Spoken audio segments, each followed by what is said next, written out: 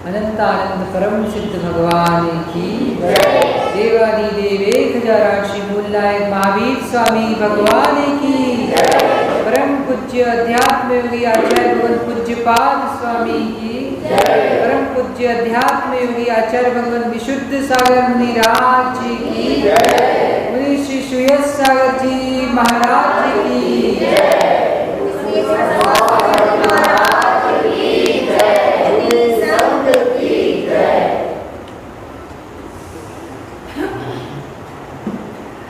हम सभी भगवान चरण निश्चय के रास्ते हैं। आचार्य भगवान पूज्यपाद स्वामी ने एक अनुभव ग्रंथ इष्टोपदेश में संसार का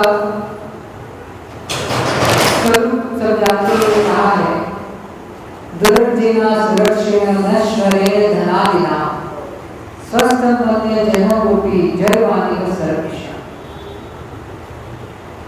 विपद भव परावर्ते पाति के वाति आयते यावत तावत भवतन्या प्रजा विपदा पुरा कि यह जो संसार है यहाँ कुएं की रहट के समान यहाँ पर एक विपत्ति जाती है तो अन्य विपत्ति आ जाती है। सुख होना और दुख होना दोनों ही संसार का स्वभाव है। इन स्थितियों में महानता को वही प्राप्त होते हैं जो धैर्य धारण करना चाहते हैं। धीरे लक्ष्मी कोई ऐसा जिनको लक्ष्मी की प्राप्ति चाहिए उन्हें धैर्य रखना चाहिए। किसी की कपड़े की दुकान है क्या? हाँ, तो पापा से पूछना कि कोई व्यक्ति आया और वह परिवार के साथ आया और पूछने लग गया ये दिखाओ होगा, वो दिखाओ, तो आपने पूरा थान खोला, अच्छा नहीं लगा, छोड़ो, फिर दूसरा दिखाओ, ऐसे 10 थान खोले और अंत में बोलता है कि मजा नहीं आ रहा है कुछ, फिर देखते हैं, और ऐसा करके वो चलाएगा। उस व्यापारी का धैर्य देखना कितना धैर्य है। इतना कोई घर की देवी परेशान करेगा तो शेर बन जाएगा उनके सामने, लेकिन ग्राहक के सामने उसे भी जी साहब का भाई प्रधान की। बस कुछ यही संसार का स्वभाव है कि आपको कोई ग्राहक सामने आता भी है तो क्या करते हो, उसको चाय पिला देते हो, बैठाते हो सम्मान से, हाँ, कभी कोई बहुत बड़ा ग्राहक गिफ्ट भी दे देते हो। क्यों? मालूम है ना आपको कि इन सब के पैसे आपसे वसूल होने वाले हैं। तो धैर्य धारण करने से लक्ष्मी मिलती है। जब संसार की ये तुच्छ लक्ष्मी आपको धैर्य धारण करने से मिलती है तो ये मोक्ष लक्ष्मी के लिए कितना धैर्य धारण करना होगा। कैसे कैसे यानी जिनमें आपको प्रीति नजर आती है वही कर्मोदय में अप्रीति रूप नजर आएंगे, और जब वही कर्मोदय वापस सही हो गया तो वही प्रीति रूप में बदल जाते हैं। पद्म पुराण में एक कथानक आता है कि राम लक्ष्मण का एक छोटा भाई था जिसका नाम है शत्रुघ्न। शत्रुघ्न जब राम लक्ष्मण वनवास को चले गए तो वनवास से जाने के आने के बाद उन्हें कहा, संजय भैया कहाँ यही रहो, कहीं नहीं जाना थे, कि शत्रुघ्न को कहा कि तुम भी अपना राज्य ले लो। तो वो क्या कहना है कि इतना बड़ा राज्य बोले मुझे नहीं चाहिए, ठीक है ये वाला ले लो, ये भी बहुत बड़ा वाला राज्य राम ने कहा, बोले मुझे वो भी नहीं चाहिए, बोले मुझे वो मथुरा ही चाहिए। मथुरा के प्रति देख करके बहुत प्रीति उमड़ती है। पता नहीं ऐसा क्या संबंध है। तो वहां के राजा मधु थे, तो राजा मधु जो थे बोले इनसे युद्ध किए बिना तो ये मथुरा का राज्य हमें मिल नहीं सकता। तो उन्होंने जो भाई वो बोले कि शत्रुघ्न अकेले तुम जाओ सेना के साथ और युद्ध करो उनसे। अब देखना एक समय वही राजा मधु जो शत्रुघ्न प्रतीत हो रहे थे, दोनों आपस में बाण चला रहे थे एक दूसरे के सामने। शत्रुघ्न थोड़े बलवान थे, तो उन्होंने क्या किया, बहुत सारे बाण छोड़े। तो जो राजा मधु थे वो हाथी पे बैठे थे। हाथी पर बैठे बैठे ही उन्हें संसार की विचित्रता का मन में भाव आ गया। तो युद्ध करते करते ही धनुष बाण तो साइड में रख दिए और केशवध करना प्रारंभ कर दिया। सही कथा है, पद्म पुराण में आपको मिल जाएगी। तो यहाँ आप देखोगे भूमि, श्री और स्त्री और यहाँ तक कि हाथी के पीछे भी युद्ध हुए कि आपके यहाँ का ये हाथी बहुत फेमस है, तो ये हाथी हमें दे दो, और नहीं दिया तो हम आपसे युद्ध करके वो हाथी ले। तो फिर अब देखना वही जो पहले शत्रुघ्न था, अब शत्रुघ्न के सेनापति ने जब शत्रुघ्न ने देखा कि ये तो राजा मधु केशवध करने लग गए, उन्हें लगा क्यों हो गया, तो उन्होंने भी धनुष बाण रख लिए और उनसे पूछा कि सेनापति ने पूछा कि क्यों क्या बात हो गई, आप सामने शत्रुघ्न है, शत्रु तो आपको ऐसे बाण नहीं रखने चाहिए। तो क्या कहते हैं कि वह शत्रु था, अब नहीं है, अब इसके भाव वैराग्यमय हो गए हैं, अब तो इनकी चल के वंदना करनी चाहिए। वही जो पक्का माल बनता है, समझे क्या, जो कच्चा माल है वही तो पक्का बनता है। तो ऐसे ही जो आपको जो हमें लगता है वही हमारे अनुकूल हो जाता है, वही हमारे प्रतिकूल हो जाता है। तो यह संसार का उलट-फेर चलता ही रहेगा, इसमें हमें कभी भी धैर्य नहीं छोड़ना चाहिए। वही राजा मधु जब हाथी पे बैठे, आप बहुत सारे मंदिरों में देखना कहीं कहीं पे इसके चित्र भी मिलते हैं कि युद्ध करते करते वो हाथी पे बैठे और उन्होंने देशद्रोह कर दिया। इसलिए किसको कब वैराग्य हो जाए, इसलिए कभी किसी से किंचित मात्र भी पैर रखना क्या, जोर से बोलो, नहीं रखना। वही राजा मधु को वैराग्य हो गया, वही शत्रुघ्न जाकर ने जो पहले बाण चला रहे थे वही नमस्ते कर दिया। किस जीव की परिणति कब बदल जाए किसी का कोई भी मालूम नहीं है। आचार्य भगवान क्या कहते हैं, यदि आप जो भी करते हैं धैर्य से कीजिए, यदि गुस्सा भी करना हो तो थोड़ा धैर्य धारण करके करना, विवेक करना कि इसका परिणाम क्या होगा, किस पर कर रहा हूं, वह है कौन। संबंधों को छोड़ दीजिए, संबंधों में संकुचित भाव है, संबंधों में जिनको सत्य के स्वभाव के और साधना में जीवन जीना है तो संबंधों से दूर रहना चाहिए। स्वभाव को पकड़िए, संबंधी आदमी को छोटा बना देते हैं और स्वभाव विराट होता है। संबंध से देखेंगे भगवान महावीर आपके कौन है, कोई एक रिश्तेदार है क्या आपके, नहीं। कुंडलपुर पहुंचोगे तो उनकी जन्मभूमि है, राजा सिद्धार्थ के बेटे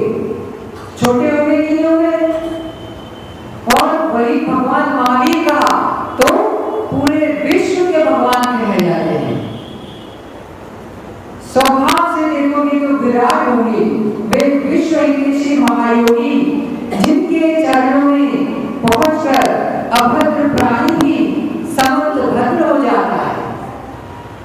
आप भले ही किस उद्देश्य से आते हो, आप जानिए, ध्यान रखना, भगवान के चरणों में आने से अभद्र भी समंत भद्र हो जाता है। ये हमारा एक कन्या मंदिर में भगवान महावीर के सामने बैठकर जाप कर रही है और एक युवा आया, वो भाव बिगाड़ रहा है उस कन्या को देख करके, तो उसमें उस कन्या का क्या दोष? दोष है क्या? नहीं है। और यही पकड़ना कि वस्तु तो अपने आप में स्वयं में ही सदृढ़ सचेत संकार स्वभाव में अपने चतुष्टय में ही परिणत कर रहा है, लेकिन हम जैसी परिणति बनाते हैं उसके प्रति, वैसा हमें दिखना प्रारंभ हो जाता है। जिसको आपने दुत्कार के भगा दिया, कल निर्ग्रंथ मुनि बन करके आपके द्वार आएगा तो सिर झुकाओगे कि नहीं? इससे ध्वनित होता है प्राणी में शत्रुता नहीं, शत्रु तो कोई और ही है। मन में इतने भाव रखना कि जब शरीर से धुआं निकले उससे पहले मैं कषायों का धुआं निकाल दूंगा। मैं आपको कुछ नया प्रयोग कर रहा हूँ कि देख के, बिना देखे तो बोल सकते हैं, लेकिन देख के कैसे बोल सकते हैं? हे परमेश्वर, शरीर से धुआं निकलता रहे, परवाह नहीं है, लेकिन बुद्धिपूर्वक इन कषायों का धुआं निकाल दूं। व्यवहारिक दृष्टि से सबके साथ रहो, सबसे मिलके रहो, लेकिन सबसे मिलके रहना, सबसे हिलके रहना, लेकिन मिले मत रहना। जिन जिनको वैराग्य होना है, आज नहीं तो किसी न किसी फॉर्म में वैराग्य होगा। इतने तो भाव रख सकते हैं ना हम लोग कि आज इस फॉर्म में नहीं, कोई तो भाव होगा जब हम महाव्रत बनेंगे। कितनी डिस्काउंट दे दिया है हमको। तो उनको ये सूत्र याद रखना, क्या? मिलके रहना, लेकिन मिले मत रहना। मिलके रहना सबके साथ, सब हमारे ही है एक दृष्टि से, लेकिन दूसरी दृष्टि से कोई भी मेरा। एक दृष्टि से आपको कहेंगे कि मेरा शरीर, मेरे घर वाले, मेरा धर्म, मेरे भगवान, मेरे कपड़े, है ना? तो ये उपचार में से कहा है, उपचार से ये सब आपका है। लेकिन जब निश्चय की दृष्टि से कहेंगे तो क्या कहेंगे? कुछ भी मेरा, आप अकेला अवतरे, भले अकेला होए। आगे बोलो ना। आप लोग के यहाँ शास्त्र की गति चलती है कि नहीं? बताओ। कुछ ना करो तो कम से कम दिन के, अभी चातुर्मास में 5 या 10 मिनट जिनवानी को दे दिया करो। कल महाराज जी की प्रेरणा से हमारे भैया व्रती वाले भैया लोगों ने तो जिनवानी का स्वाध्याय में रुचि दिखाई। तो आप जिनवानी का स्वाध्याय करो, आपको कुछ बदलने की जरूरत नहीं है बाहर का कि घर बेटे को समझा, पति को समझा, ये नहीं मानते, वो नहीं मानते। दुनिया को मनाने से कोई नहीं मानता, अपने मन को मना लो, सबसे अच्छा। हमने अपने मन को मना लिया तो आज यहाँ बैठे, और हमें विश्वास है ऐसे ही मन को मनाते रहे तो एक दिन हम सिद्ध शिला पर बैठेंगे नियम से। दुनिया को मनाते रहे तो उसमें ना क्या कहेंगे लोग। तो आज का इतना सा सूत्र अपने साथ रखना, मिल के रहो, लेकिन मिले मत रहे। सबको याद हो गया ना? ठीक है। ऐसा मतलब ये नहीं कि आपके स्वामी जी दिख जाएगा, उनको बोलेंगे कि मिल के रहो,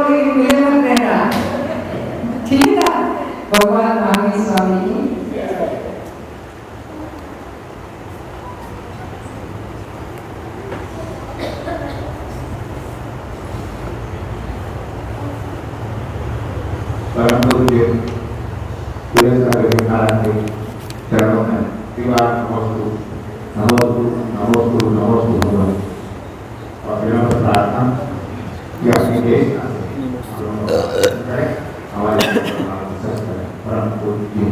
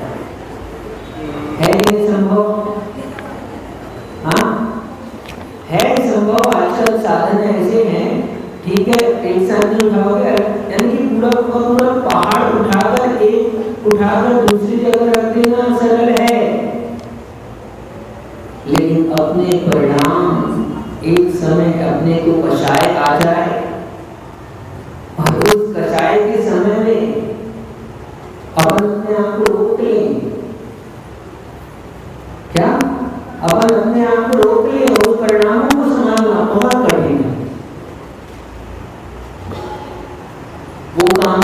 बाहर का शरीर के द्वारा किया जा सकता है, लेकिन अंदर में जो उथल-पुथल मचती है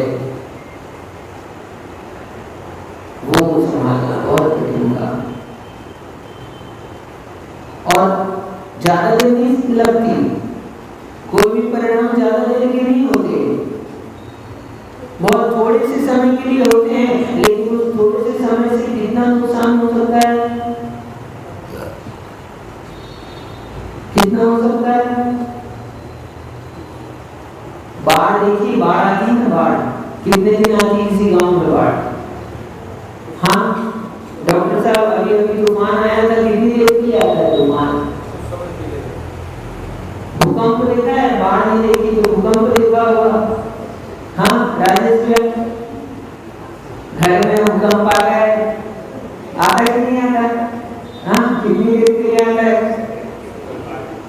भूकंप? आता है मात्र 2 सेकंड, 5 सेकंड, 6 सेकंड के लिए बहुत अधिक से अधिक हो गया। तो 6 सेकंड के भूकंप में क्या हुआ डॉक्टर साहब?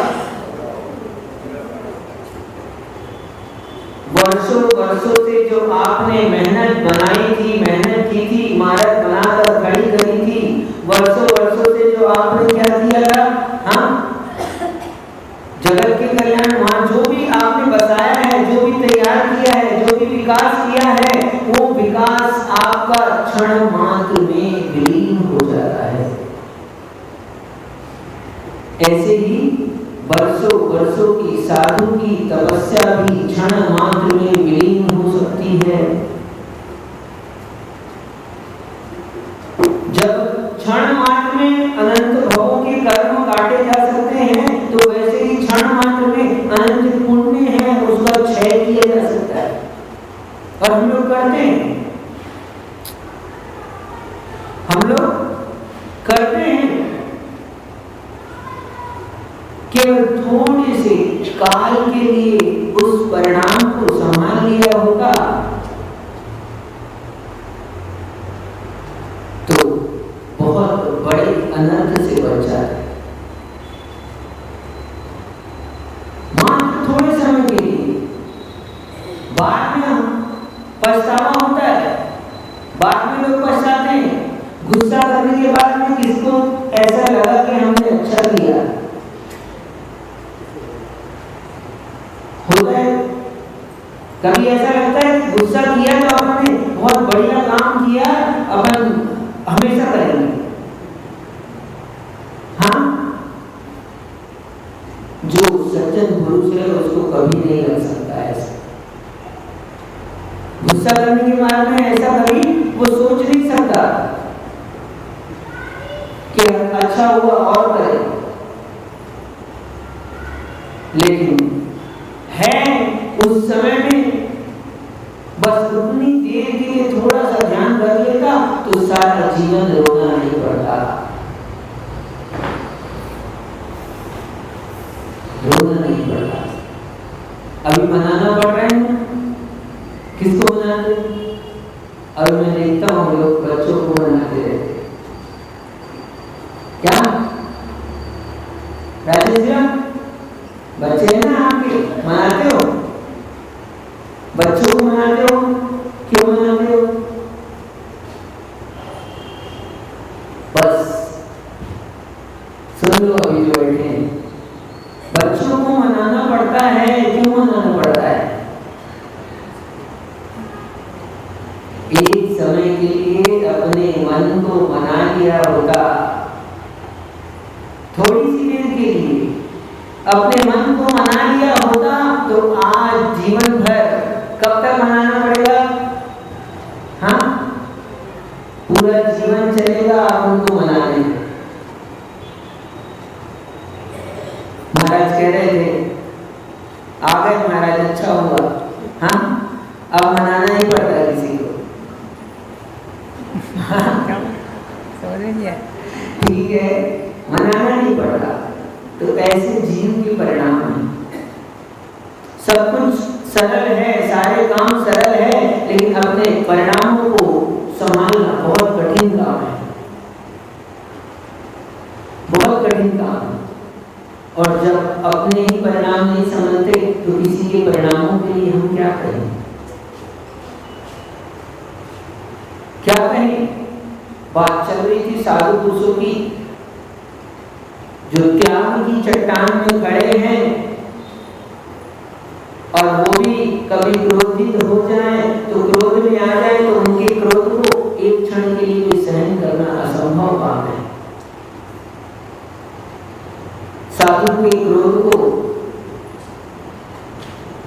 आपने उस दिन 64 डिग्री विधान किया था, विधान में आशीर्वाद सिद्धि आती है। क्या साधु इतनी तपस्या करते हैं, इतनी साधना करते हैं तो उनकी साधना से उनके पास में शक्तियां प्रकट होती है, उत्पन्न होती है। जो चतुर्थ काल में रिद्धि कही जाती थी, रिद्धि होती है, वो रिद्धि उनके पास में होती है। ऐसी रिद्धि होती है कि कहे मर जा, किसी को कह दे कि मर जा तो उसको कितनी देर लगेगी, क्षण मात्र में उसका मरण हो जाएगा, उसका क्षण मात्र मरण हो जाएगा, बचने वाला नहीं है जी। लेकिन साधु कभी ऐसा कहते नहीं, ये बता रहे हैं उनके प्रभाव को, उनकी शक्ति को, उनकी तपस्या का फल है।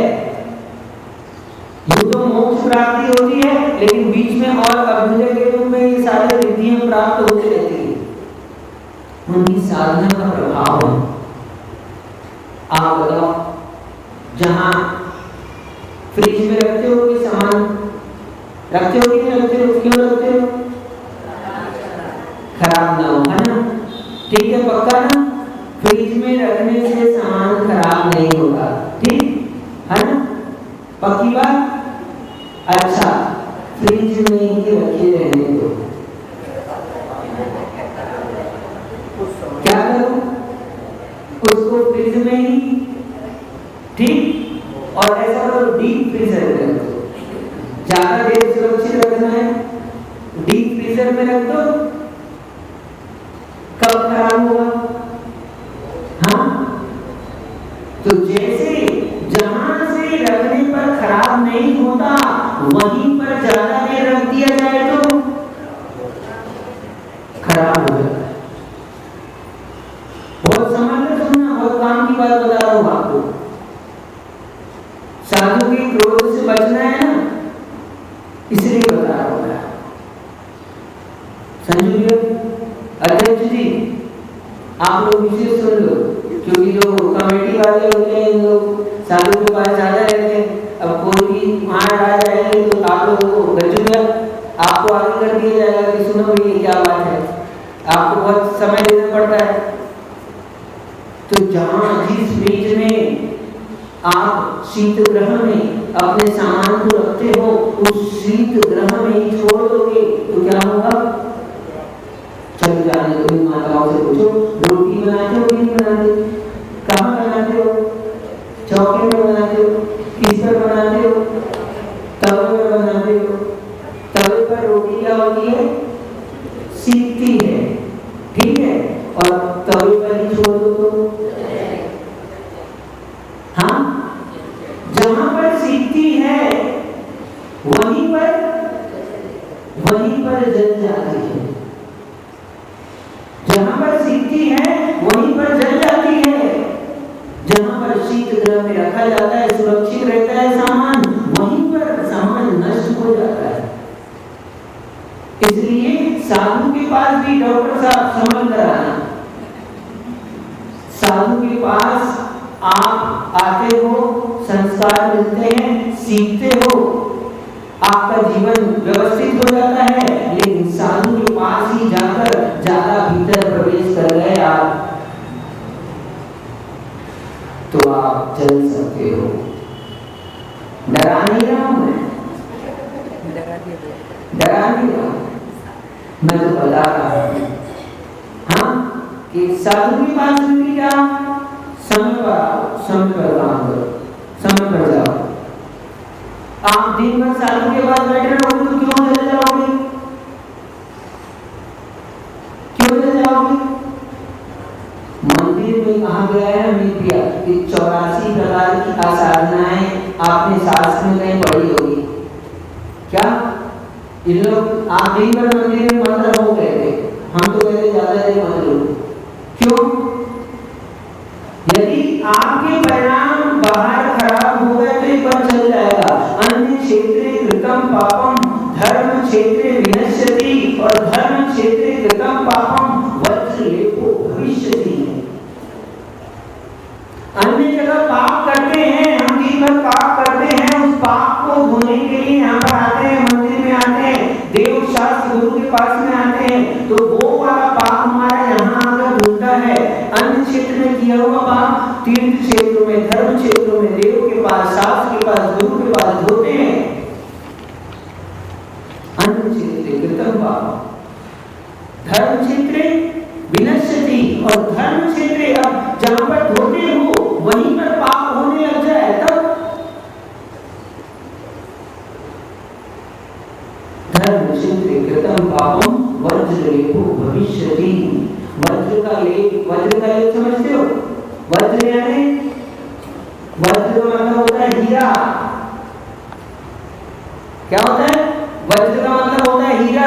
जब प्रतिमाएं भी प्राचीन हो जाती है, जीर्ण हो जाती है, तो उनके ऊपर वज्रलेप किया जाता है। वो वज्रलेप करने के कारण से वो सालों सुरक्षित रहती है। वज्र का लेप हो जाने का मतलब है अब इसमें कुछ नुकसान नहीं हो सकता।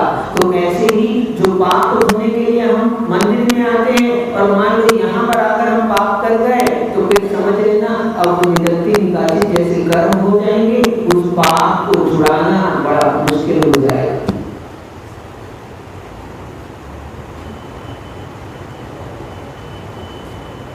रोटी कहाँ सीखी? बोलो जल्दी से, रोटी कहाँ सीखी? तवे पे। रोटी कहाँ जली? तवे पे।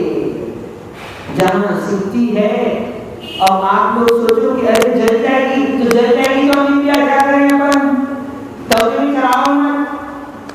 हाँ, यदि मान लो ऐसा मन में आ जाए कि अरे महाराज ने बता दिया रोटी तवे पर क्या होती है, जल जाती है, तो अब तो अपन रोटी को क्या करेंगे? चढ़ाएंगे तवे पर। महाराज ने कहा है देव शास्त्र गुरु के पास आने से क्या होता है? हाँ, नुकसान हो सकता है, वज्रलेप हो जाएगा, तो अब क्या करें अपन?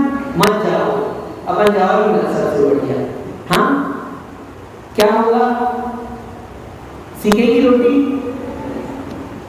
अरे रोटी तवे पर रखोगे नहीं तो रोटी सीखेगी नहीं, रखे रहने दोगे तो जल जाएगी, रखोगे नहीं तो तुम सोचो कच्ची खा सकते हो? कच्ची रोटी किसी के काम नहीं आती, कच्ची रोटी खाई नहीं जाती, खा मत लेना, पेट में दर्द हो जाए। ठीक है, इसलिए हमको अपनी आत्मा का कल्याण करना है तो देव शास्त्र गुरु का सानिध्य जरूरी है। उनका सानिध्य मिले बिना हम मोक्ष मार्ग में नहीं लग सकते। पंचम काल है, चतुर्थ काल होता था, वहां पर स्वयंभू होते थे और कोई नहीं होता था स्वयंभू। आदिनाथ भगवान के लिए कल कोई पूछ रहा था आदिनाथ भगवान ने किससे दीक्षा ली? तो आदिनाथ भगवान ने किसी से दीक्षा नहीं ली, वो स्वयंभू होते हैं। पूर्व भोग के संस्कार के कारण से वो जगत के गुरु हैं, उनका कोई गुरु नहीं होता, वो स्वयं दीक्षित होते हैं। लेकिन पंचम काल में स्वयं दीक्षा की व्यवस्था नहीं तो यहाँ आप कहो कि संजू जी हम स्वयं है ना, हम भी स्वयं हैं। पंचम काल में नहीं होता ऐसा। वो उनको किसी की शिक्षा की, किसी की दीक्षा की आवश्यकता नहीं होती है, वो स्वयं ही सीख लेते हैं। लेकिन आप यहाँ पर यदि सोचो कि देव शास्त्र गुरु का सानिध्य नहीं मिले और आप मोक्ष मार्ग में बढ़ जाओ तो मुश्किल काम है। तो देव शास्त्र गुरु के पास आना भी जरूरी है, आए हो तो समझ कर रहना भी जरूरी है। उस रोटी को आप घुमाते रहते हो तवे पर छोड़ देते हो क्या चढ़ा कर? हाँ, नहीं छोड़ते ना, घुमाते रहते हो तो ऐसे घूमते रहती तो सीख जाती है, और सीख जाती तो क्या करते हो? अब एक बात और बता दें आप लोग, अभी रोटी बनाई कि नहीं बनाई? कभी नहीं बनाई, देखी थी हो, देखा तो होगा, देखा ना? कुछ लोग एक बार वहां रोटी बना रही थी तो एक बालक था, देख रहा था और रोटी फूल गई। कहते हैं रोटी फूल गई अच्छी, और माँ ने क्या किया, कपड़ा लिया और फिर क्या करते हो, फिर से दबा दिया और दबा दिया तो बैठ गई, फिर घुमा दिया थोड़ा, फिर थोड़ी देर में डॉक्टर साहब फिर से रोटी फूल गई। हाँ, फिर क्या किया, फिर दबा दिया, कपड़ा लिया, फिर दबा दिया। राजेश जैसे रान नहीं गया, वो क्या कर रहे हैं, बताओ क्या है आगे। अरे फिर एक बार रोटी फूली और फिर माँ ने फिर दबा दिया और अब उतार कर डब्बे में घी लगाकर डब्बे पर रख दी।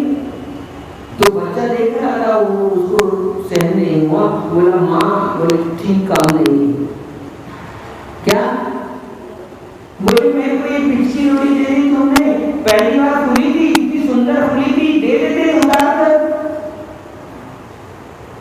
तो माँ भी समझदार थी, बोले ठीक है बेटा, समय आएगा बताएंगे। कुछ नहीं कहा, कुछ बातों के लिए उत्तर देने की जरूरत नहीं होती,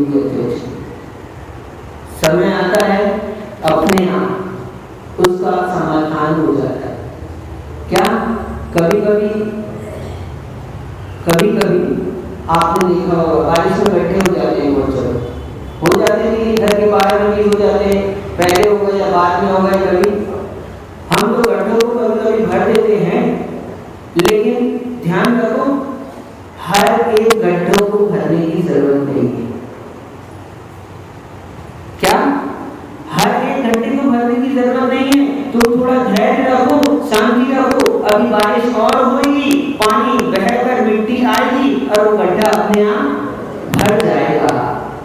ऐसे ही हर एक समस्या का समाधान ढूंढो, हर एक प्रॉब्लम का सॉल्यूशन ढूंढने की जरूरत नहीं है। प्रॉब्लम को डालो किसमें, अभी ठंडे बस्ते में डालो, किसमें डाल दो, कहते हैं ठंडे बस्ते में डाल दो, समय आएगा थोड़ा अपने आप उसका समाधान मिल जाएगा। ज्ञानी लोग ऐसे ही काम करते हैं, जो अज्ञानी होते हैं वो हर बात को समझाकर ही मानते हैं, बोले कभी अभी समझाओ, भी बताओ, अभी कैसे बता देगा। लेकिन ज्ञानी ऐसा नहीं करते, छोड़ देते हैं कि ठीक है बेटा समय आएगा। तो उसकी माँ ने भी कहा कि ठीक है अभी नहीं बता दे।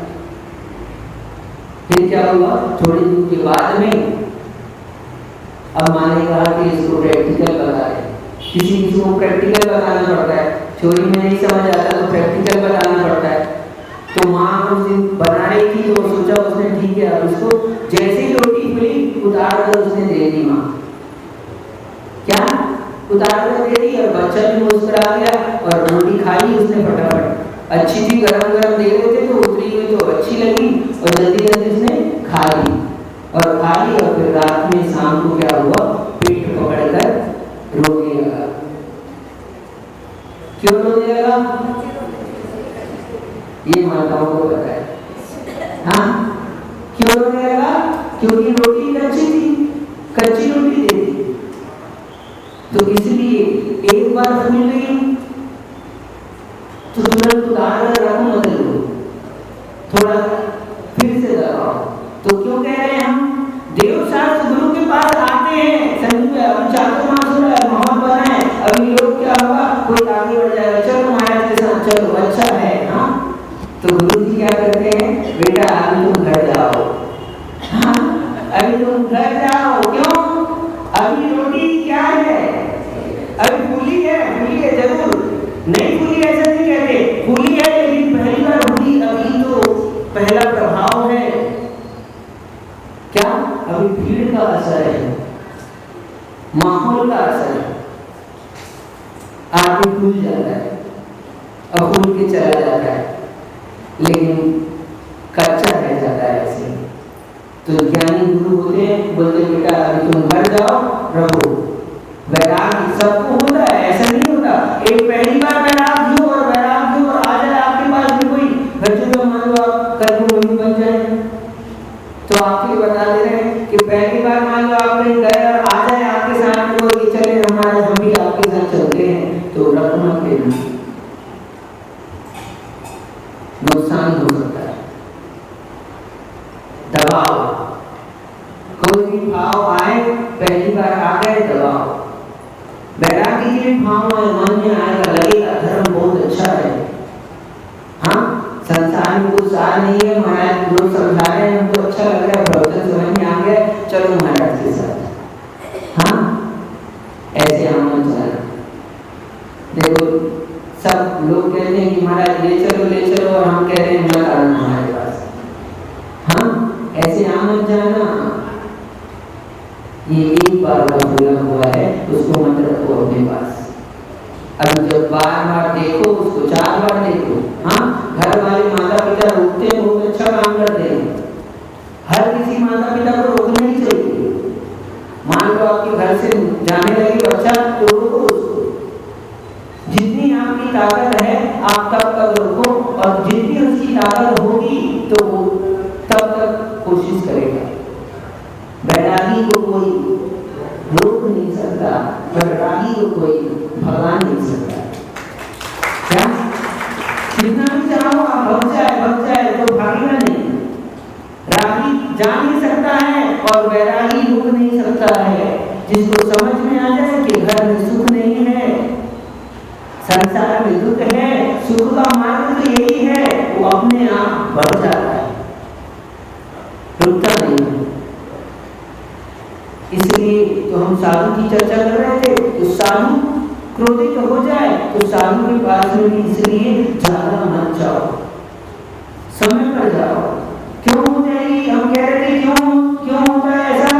रोटी जल्दी क्यों है? मंदिर में असाधना हो जाएगी, इसलिए ज्यादा देर भी।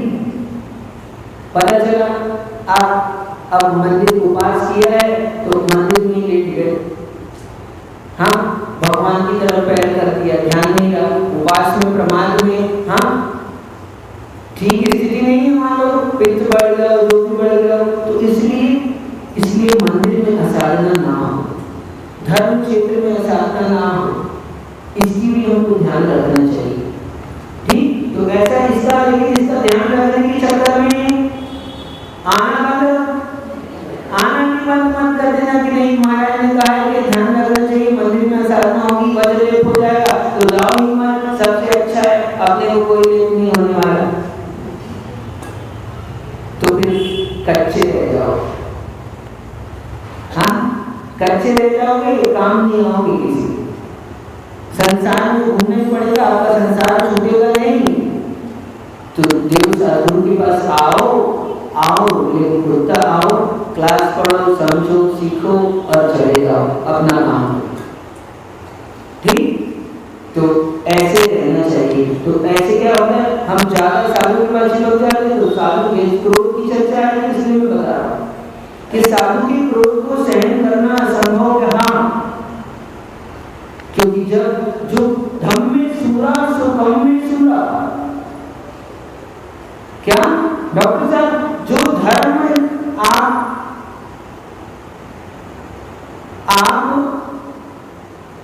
आपने कोई ऐसा काम किया कि आप नरक जा सकते हो, साथ में नरक है ताकत आप लोगों की नहीं, समझना, शक्ति चाहिए पड़ती है हर एक कार्य के। शक्ति हमारे पास है, उस शक्ति का प्रयोग हम कहाँ करते हैं अभी आपको समझ में आ रहा है? अभी हमको नहीं आ रहा है समझ में? अभी बताओ, ये पंखा चल रहा है, किससे चल रहा है? लाइट से चल रहा है, इलेक्ट्रिसिटी से चल रहा है। गीजर चलता है, किससे चलता है? इलेक्ट्रिसिटी से चलता है। ठीक है, उसी इलेक्ट्रिसिटी से फ्रिज चलता है कि नहीं चलता? उसी से हीटर चलता है कि नहीं चलता? चलता है। जिसको आपने हीटर में लगाया है उसी इलेक्ट्रिसिटी को फ्रिज में लगा दो तो हीटर में लगाया तो गर्म करेगा और फ्रिज में लगाया तो ठंडा करेगा। ठीक है, उपकरण बाहर के बदल गए, बिजली वही है, बिजली नहीं बदल रही है। पंखे की बिजली, बल्ब की बिजली, हीटर की बिजली, फ्रिज की बिजली अलग नहीं है, करंट सबका एक है। लेकिन उस करंट का यूज अलग अलग है। तो ऐसे शक्ति एक है, शक्ति का प्रयोग अलग अलग है। यदि आपने शक्ति का प्रयोग सन्मार्ग में नहीं किया तो निश्चित मान के चलना आपकी शक्ति दूसरी जगह प्रयोग हो जाएगी।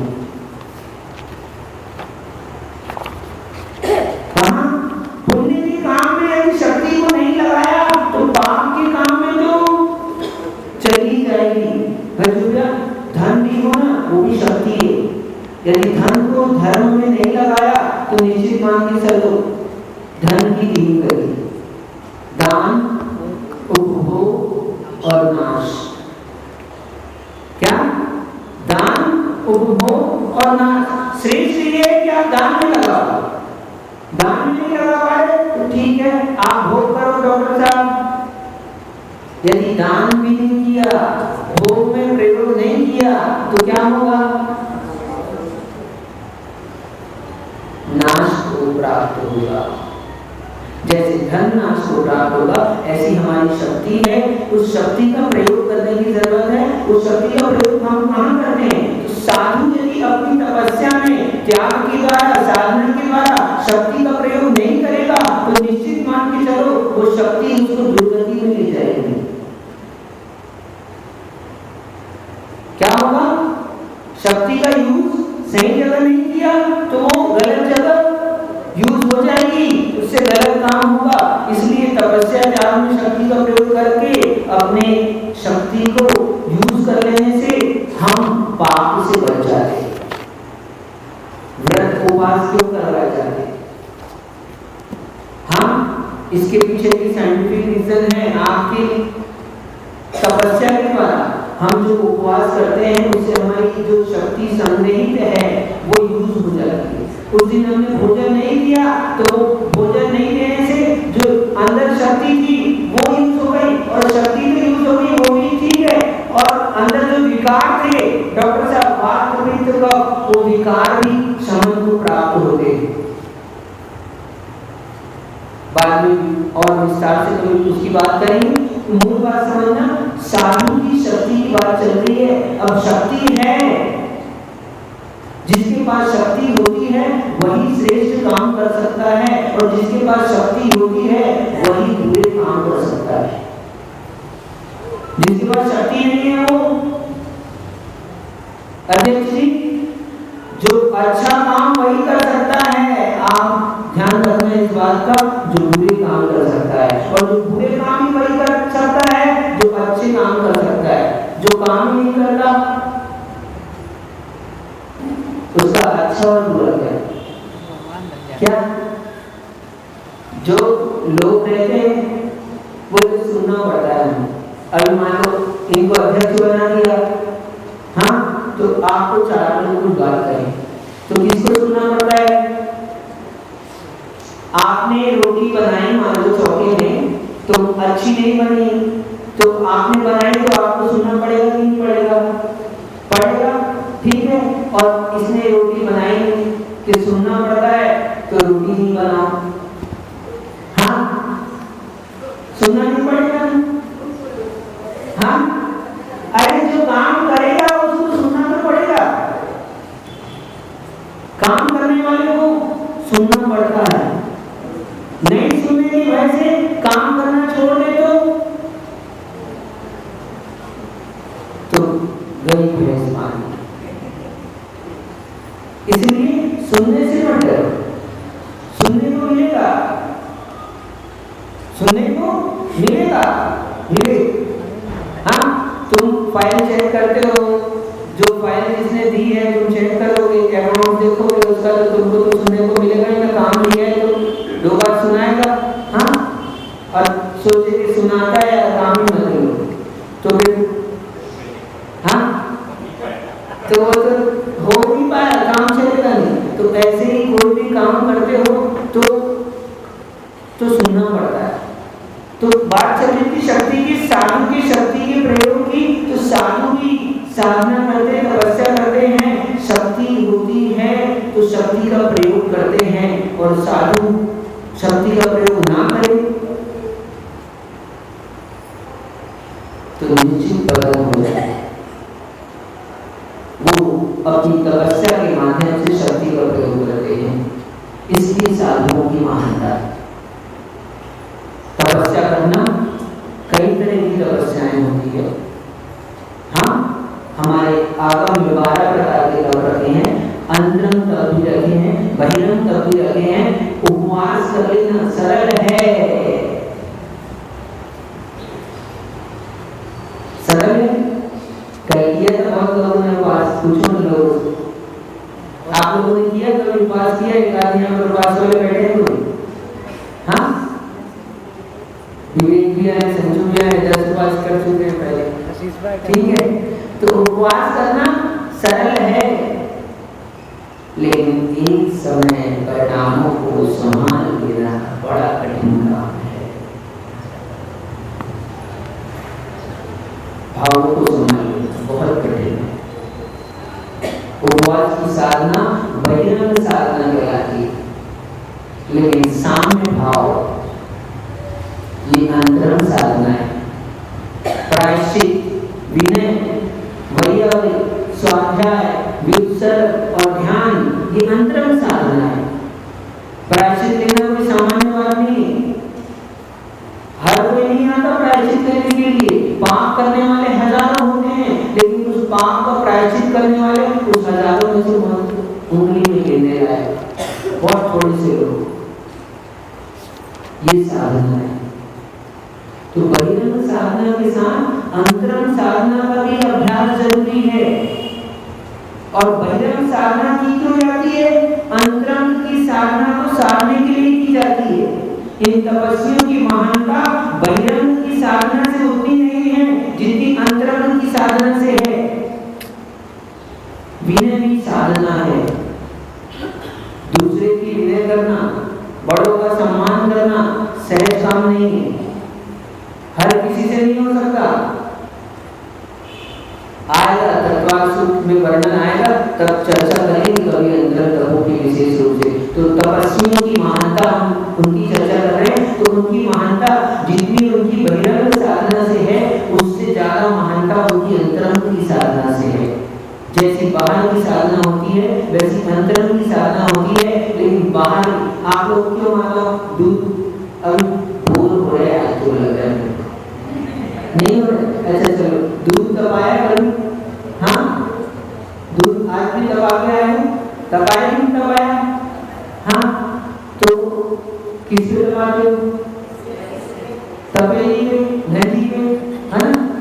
गंजी को गर्म करते हो, क्यों करते हो? हाँ, दूध गर्म करना है, इसलिए गंजी को गर्म किया जाता है। खाली गंजी को चढ़ाते हो कभी ऐसा? हाँ, नहीं चढ़ाते ना।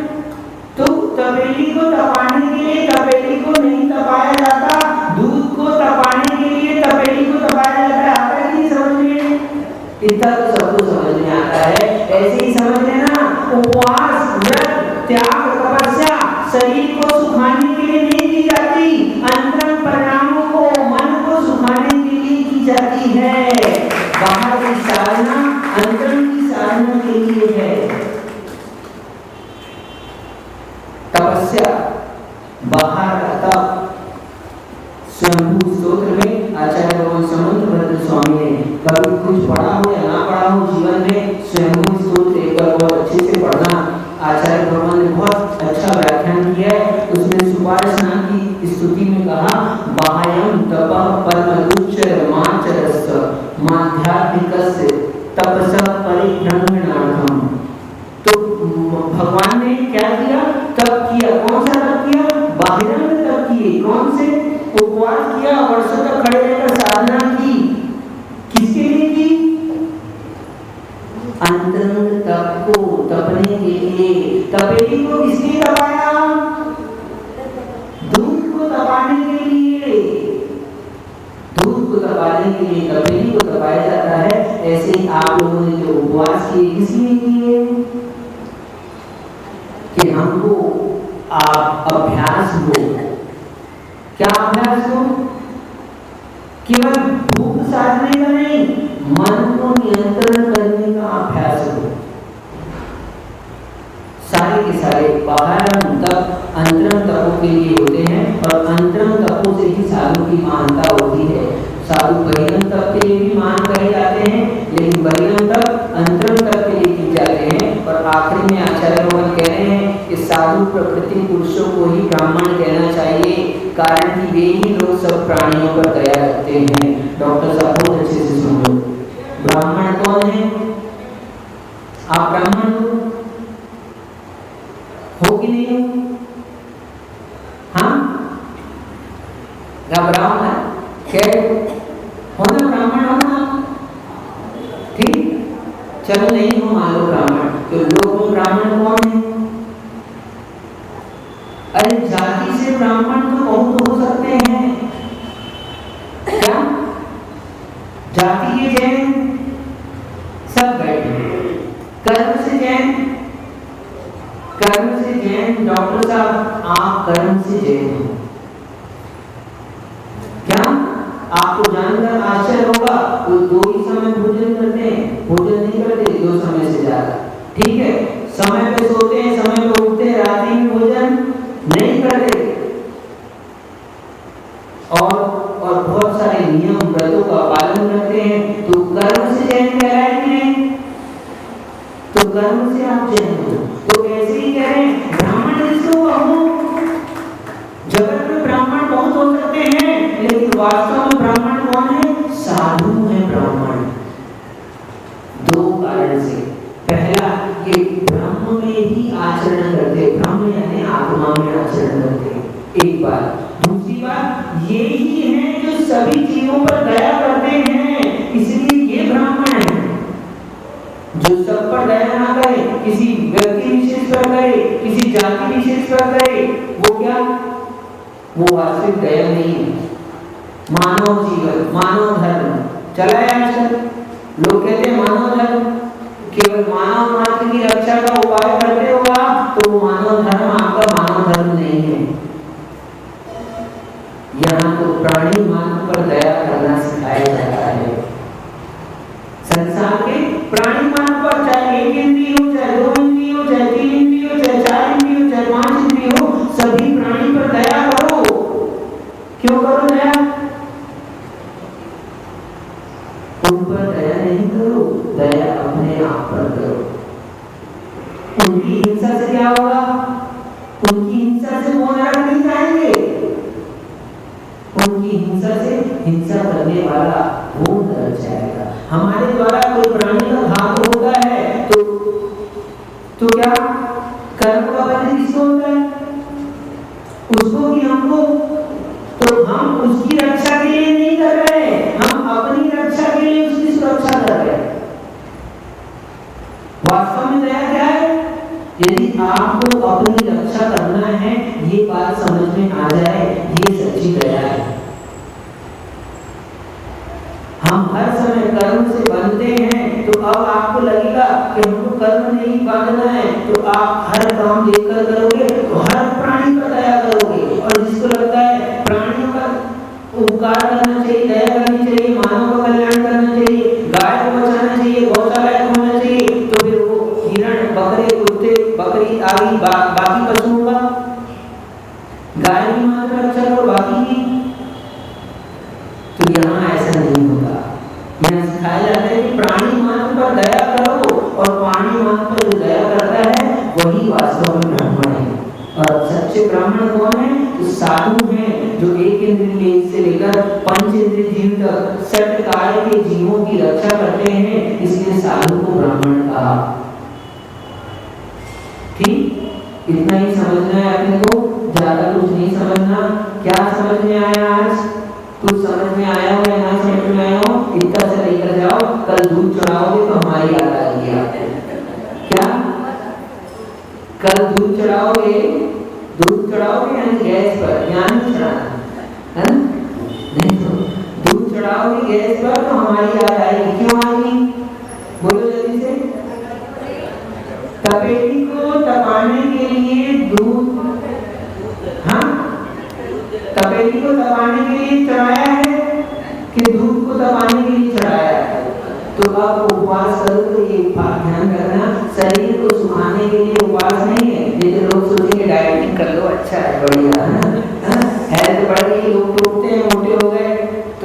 कर लो, इस चक्कर में जो उपवास करेगा वो और मोटा हो जाएगा।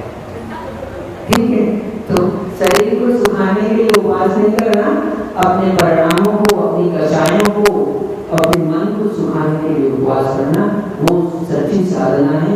ऐसी साधना करने वाले तपस्वियों को हम यहीं से प्रणाम करते हैं। इस 2.5 वीक में 3 करुणाओं पर मेरे को नमस्कार करते हैं। और जो कोई भी इस साधना में रत है, अंतरंग से अपने आप को साध रहे हैं, तपस्वी हैं, मुनि हैं, उन सब के लिए वंदन करते हैं कि ऐसी साधना में प्राप्त हो, आपकी जैसे गुणों की हमको प्राप्ति हो। ऐसी मंगल भावनाओं के साथ जब पर पूजा अच्छा को विशुद्ध सरस्वती महाराज